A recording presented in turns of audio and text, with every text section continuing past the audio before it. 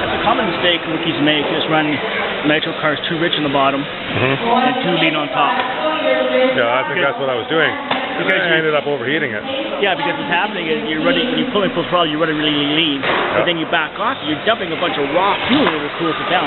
So if you go by a temp gun, you could be running cold, but actually you're running too lean because you're dumping too much cold fuel when you're not come back to an idle. Yeah, and I know that's what's happening with my T-Max. It's actually getting hot, and because I'm running it at top speed, and then when I let go, it's like, whoa, and now I have open compression, I'm dumping a lot of cold fuel in. And it's getting cold. Yep.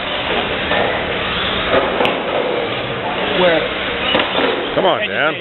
Hate to say, learning to tune by ear is much better than a temp gun. You know what? I 100% agree with you. A temp gun is more of just a reference. When I use it for like a reference to where we're at. It's more of a double check. It's not primary. No, it's more like I'm too lean. I'm too much. Yeah. You don't hit it to a magic number. It just tells you that when you're too far. Yeah, exactly. But you know what? I was stupid because I should have known that when it started going, I should have known I was already way too hot. Yeah. But you know, live and learn.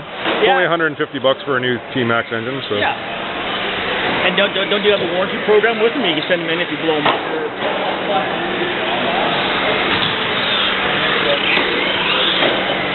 Oh, probably, but it's already been a year, so. Yeah. I hardly ran it this year, so. Because I did that. I bought the membership. Me and Dan were going out, and then life just happened, right?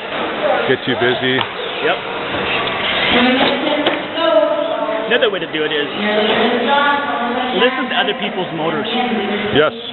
I actually have a couple online that are on YouTube or whatever, and you can hear it exactly almost right if they've tuned it right, but it kind of gives you an idea. Oh yeah, that's what mine should sound like.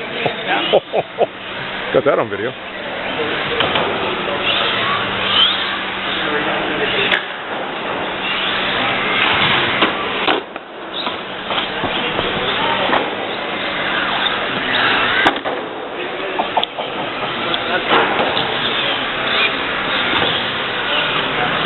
kind of neat. A couple of years ago, we were at Medicine Hat, and the guys, the pros there, Ty Tessman, and his dad did a motor tuning thing, where they basically just sit on the starter box and just kind of rev it up and play with it on the starter box. And it was kind of cool because he says when they go to big races, they may only have 2 15-minute times for testing. Oh yeah. Time. So you got maybe 2 runs of testing on the track, and you can't fight with a motor tune. No, you got to get it done before. You got to have that right off. You're going to have it really close to begin with because you don't have a lot of time to play with it. And it's more important for you to work on shocks and suspension versus tune. It's just, it's all about experience, right? So.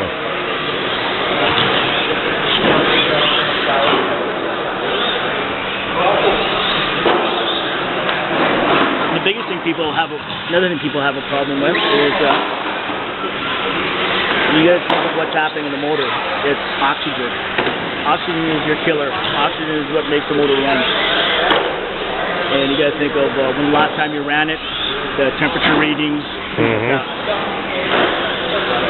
There's another big problem. Another big mistake people will make.